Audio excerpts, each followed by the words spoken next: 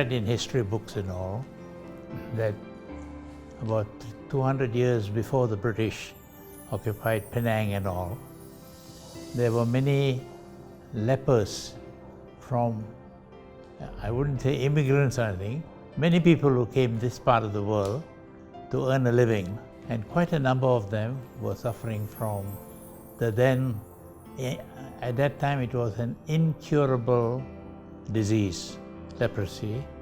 If you go back to the Bible, and my friends tell me it's also in the Holy Quran, there's mention about leprosy, and which is incurable. The British found it very difficult to put all together those who are suffering and those who are in good health. So finally, the British government at that time decided to round up all these people and put them in settlements. They call it by different names. Settlements, some call it concentration camp, this, that, and the other. These people were rounded up, sent to Pulau Jerjah. Now Pulau Jerjah is a nice place. At that time it was jungle, so they were sent there, completely cut out, because there was no medicine at that time. Medicine came in only about 80 years ago. Now it's under control, completely under control. But going back again to those people, then the British government at that time decided that they must have the whole lot in a central place so that medication, supervision and all will be better. So they built Sungai Buloh, Leprosy Asylum. Building just before the war they built, I see. Then after the war, when the British came back, all these people were rounded up and brought to Sungai Buloh. Sungai Buloh was meant for about 2,000 or plus, but the amount that came in was more than 3,000. So the whole place was completely cramped. They had doctors, Malaysian, British, foreign doctors, all came in, all volunteers coming in. See? So when we talk about volunteers, you had many people who came to help these leprosy patients. Unfortunately, at that time, Sungai Buloh, as you see it now, is a garden city. At that time, it was exactly like a concentration camp. The whole area was surrounded by barbed wire, and there's no going in and going out. And the British also organized at that time their own police. Their own police means the leprosy, the patients themselves.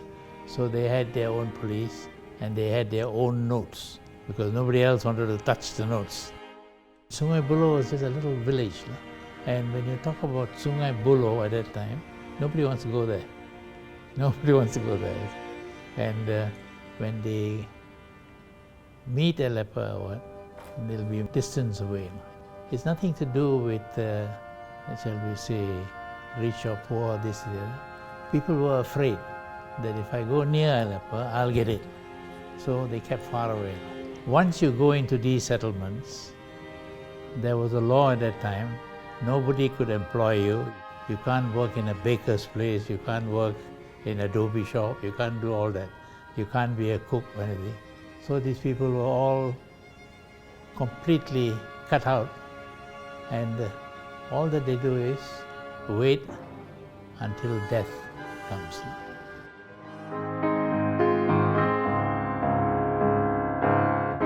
I was then a young police, not young, inspector, police inspector attached to the Kuala Lumpur police. One of my jobs was to go around, patrol, go around, and we didn't have all these posh cars. We had an ancient Maurice Minor or something, you see. So we used to go around on patrol, and I'll stop at Sungai Buloh police station. And the whole area was barbed wire. But being police, of course, you went in and all. You try and visualize, your flower gardens and all now. At that time, when you walked in, you'd find, say like at this time, you go, a lot of people, patients, sitting under the trees because the accommodation was so congested. They sat under the tree. It'll be full of flies and all that, see. And at that time, didn't have enough bandages, all this sort of thing.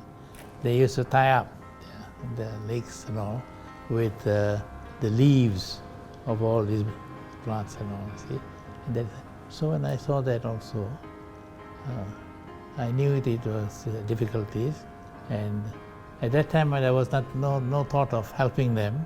The thought was to look after the security of that place, see everything goes wrong. See. The founder of MALRA is Tan Sri T.H. Tan. So he went around and noticed all these people in a terrible condition. And he had also friends, because he was somebody at that time, a very powerful personality, very friendly with the PM. They went together for the Merdeka and all that, see. So when he looked at these people, he said, no, something must be done. This is where, earlier which you mentioned, something in people's heart that melts when they see these people suffering like that. So he said to himself, we must have an organization which is dedicated only to leprosy patients, to help them, that's all. He got around a few people like in the Rotary and other areas, formed the association in 1959. And the idea was, he'll form this association, headquarters was in KL, and every state eventually will have a branch. Our sole aim was to help the leprosy patients. When we say help, today there's a need to help them as well, but 70 years ago the need was very, very, very urgent. So through the Tunku, our first PM and all, he managed to get a little bit of land for the lepers. He did a wonderful thing, you see, and I don't know, I haven't seen anyone doing all that sort of thing now, you see.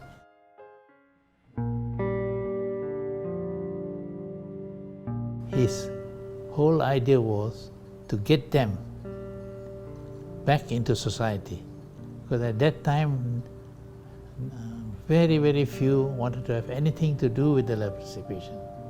People were happy to help them. They'll bring clothes, they'll bring food, this, that, and the other, but they won't sit together with them and all. They'll just leave it there and go off. He had a brainwave. He looked at these people, hey, not enough food to eat, why don't I buy for them Rhode Island chickens, baked chickens, see? And he got about 8,000 through contacts. I'm told at that time, they used to collect about 3,000 eggs every morning. See? So the 3,000 eggs will be distributed for breakfast for the leprosy patient. Balance, you sell it, and then the money goes to them as well. That is one. Then he started this garden there. See? Then he said to himself, this Santri T.H. Tan, these people must have something to do as well. See? So he had a brainwave. He said, let's open an estate. So he got the land from Tunku, government land. So they planted rubber. You see? And when you plant rubber, you got to look after it every day for it to grow. So he employed all these leprosy patients. Okay, you work for 4 hours a day, you earn 30 cents. You work for 5 hours a day, you get 50 cents. You see? So they earn money. At the same time, they became a bit healthier. And then also this iron works, welding. One of these chairs is their work. We used to buy from them. Surprising, this is a business. These very poor leprosy patients with not enough energy and all, they were trained to do welding, this, that, and the other. Gradually they were earning money because MALRA was very particular.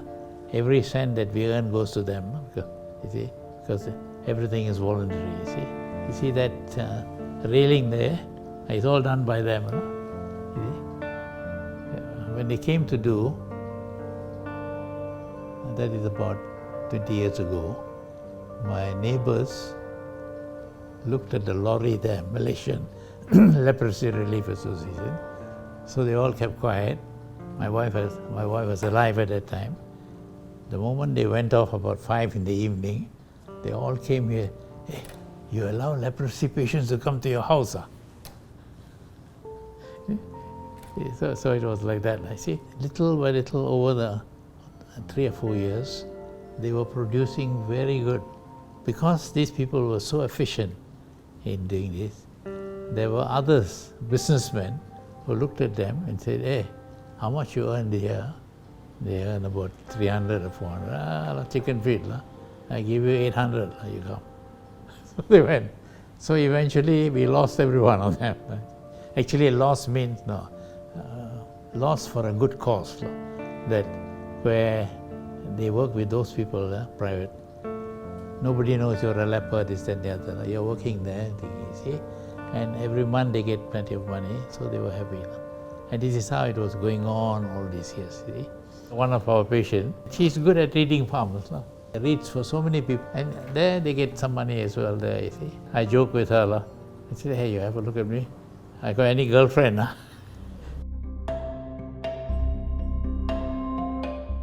So MALRA was becoming self-contained, and Tansi Tieshan also, being in the government lotteries board at that time, he was able to get officially money to build, their Jubilee Hall, this and the other. But the basic fact is, it all came from his mind. Hey, these poor people, where do they go in the evenings?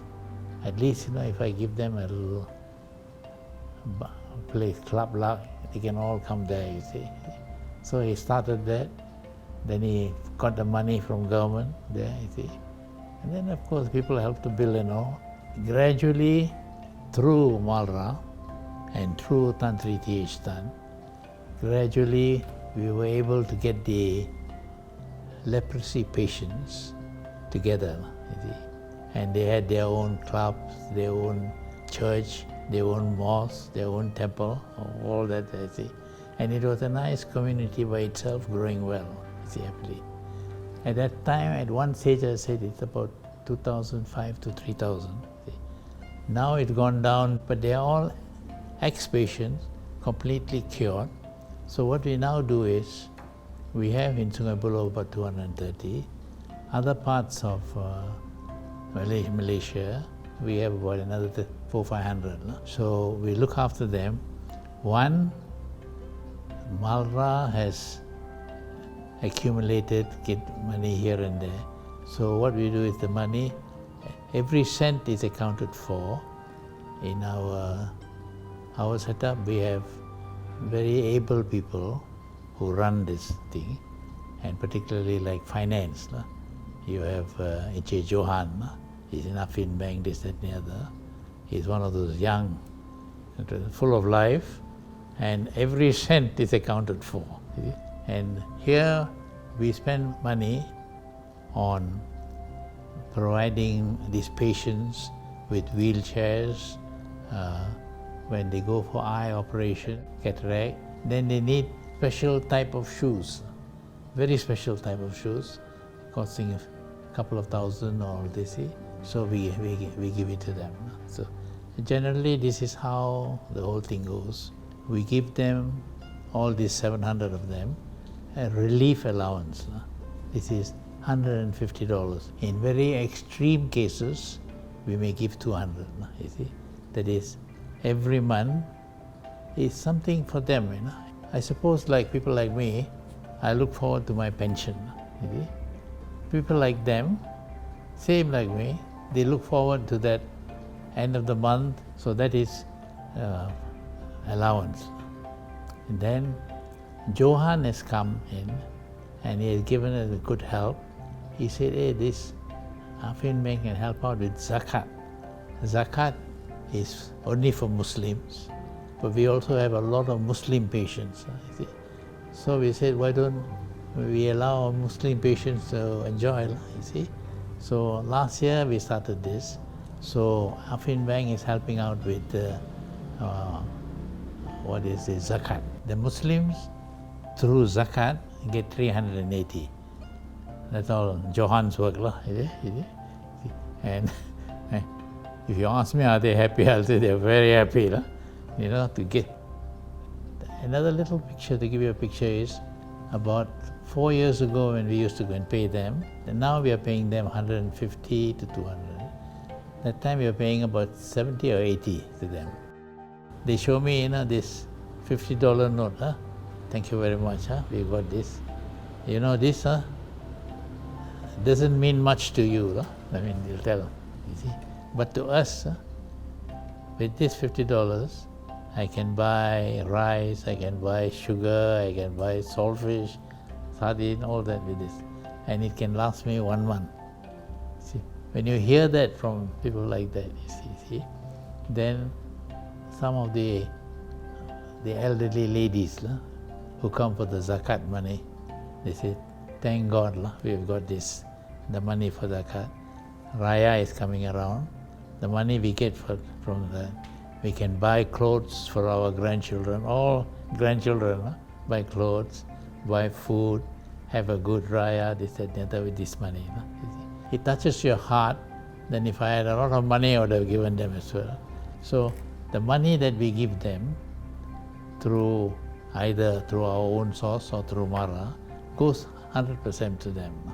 Now we are hoping next year go on with the zakat, because it's something very special only for very poor Muslims. And then Johan is in contact with those top people there, exactly who can receive. But for us, everyone is poor there. Everyone is not poor, very poor. You see, they've been there for 50, 60, 70 years, so much so it is their home. If you give them another place, they won't go. They're quite happy with that. A small house, you see.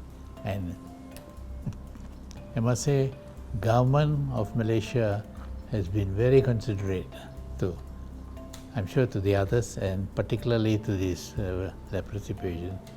Government of Malaysia has allowed them to stay in those, what they call it, chalets, small little place, but there's a roof over their head, fairly solid building, small one, water, electricity is all free, you see. And the same thing in Johor also, we have to say. Government has been very good at it, helping out these people, giving them land, you see. But land in 50 years ago, Singapore, I don't think any of us will buy, even if it is very cheap. Today, it's very, very costly, you see. But anyway, the flower pot, they're going on quite well, you see. Some of them have their own little garden, see.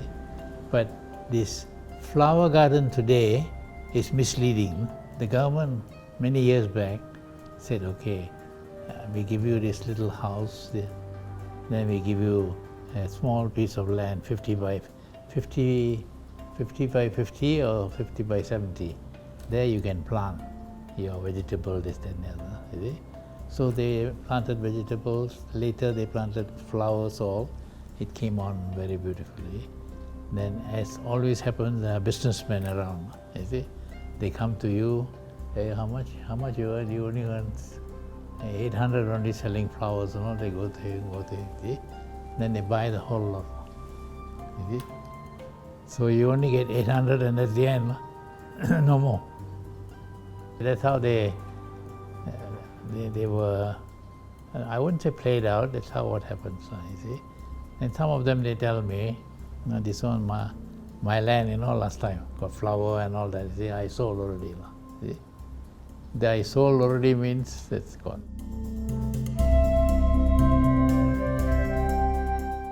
So this is how we go on, and my role, how I got in is quite simple, see. Tan Sri T.H. Tan, he was a high-powered politician, very close with the first Prime Minister, very close, see. And I also happened to be OCPD, Kuala Lumpur. In those days, OCPD is somebody from heaven, no? Is it?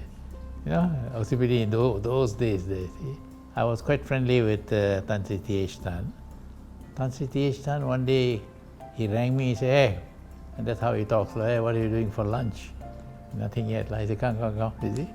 So we went where, you know, those days you had these mama shops, not to the roadside one, the little shops there.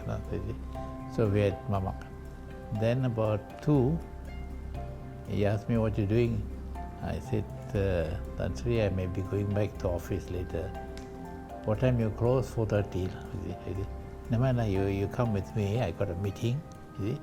So he had a MALRA meeting. So I went with him. No? So I sat there. And then there were other committee members. No? He didn't introduce me at all. I just sat there. You see? Then when the meeting was about to be over, then he said, I got my friend here, you know, J.J. Raj. He said, he's our member from now. The way he got me in as a member is exactly what his late son, Dato Roger Tan, said. His father said, come along, I got a meeting, come along. So he went with his father for the meeting. He sat down there, meeting. Meeting was over, I said, this is my son, get him as a member. And that family is doing very well, helping MALRA. The neighbors come and say, how do you do this? The thing is, maybe my nature or something is this. They treat us, even now, no? When Irene and I go every month, they say, uncle has come already. No? They'll come and pat you in the back. No? And the more you see this, the more attached you are. And none of them grumble. No? Not one, all these years, has grumbled to say, why God treat me like this? Everywhere you get that now. Why am I like this? Why is my luck so bad? But none of these patients have grumbled. Is it? None, not one. You know? And today when they come to collect their money, they don't. They come, they struggle, collect the money, and then they go. So that is the resilience of these sort of people there. So the more you mix with them, the happier you are, you see. But our rate of attrition is very high. Last year, about 16 passed away, you see, because they are in their 60s, 70s, 80s, but they've been unhealthy all this while, you see. And the doctors too, once they get there, they get so attached, and they feel very sad to leave. They get attached means the patients treat them as uncle, brother here, all that. See? So when they go, they say, one doctor, uncle, this, that, and the other. So it's the bond is there. You see. Dr. Khalid, number one there. You see. They treat him, he's number one. He treats them as his children, and they go and sit in his office, wait to see him. See? And none of those discipline and all that sort of thing. So it's a happy-go, I won't say lucky, happy family there. So I hope to be around serving them.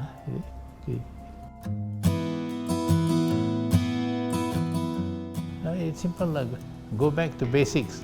Yes, go back to Tunku's time. I mean, go back with the thinking, all that sort of thing. You are there, there's a job to do, you do the job. You see? Go around to the village areas, you look at the old iron bridges built in the old days. It's still as solid as anything. You see? Now buildings also collapse. Now, but I think the basics is there. You see? How do you go back to it? Now, you see, for one is to be satisfied with what you have. Number two, you try your best. If you want more money, work hard and earn. Don't take the shortcut. And that is my message. Don't take the shortcut to anyone. You see? I tell my grandchildren all this, see, slog. You see? When they say, oh, you're so hard, and the boss asks me to work till 8 o'clock or 6 o'clock, I said, it's very good. My time, my boss didn't ask me to work either. I had to work till 11 o'clock at night. See? It's work hard and you get it. See? The tendency nowadays is take life easy. But that will change. The younger generation now are quite different, improving quite a lot. You see? Many ask me about Malaysia. I said, no, Malaysia will be there another 1,000 years. Malaysia, you see. Churchill used to say, if the British Empire would last 1,000 years, men will still say they were the bravest that time. See? But they say the same thing. Malaysia will last a long, long while. You will have all our ups and downs, but we had a lot of ups and downs, and Malaysia is still strong. See? So Malaysia will not break up at all. See? Malaysians will make a lot of noise, but when there is problem, they'll all join together. See? If you look back from May 13, many Chinese open house to Malays to come in, Malays open house for Chinese to come in, Indians come in. See? Come in means security, because there's a crowd going out, beating up people, so you come into my house quick, and then wait until everything goes. See? It is the attitude, our attitude. See? What is our attitude to work? What is our attitude to your neighbor? I have a lot of hopes. So I told my grandchildren, nothing to worry. So it's okay. Malaysia has a bright future.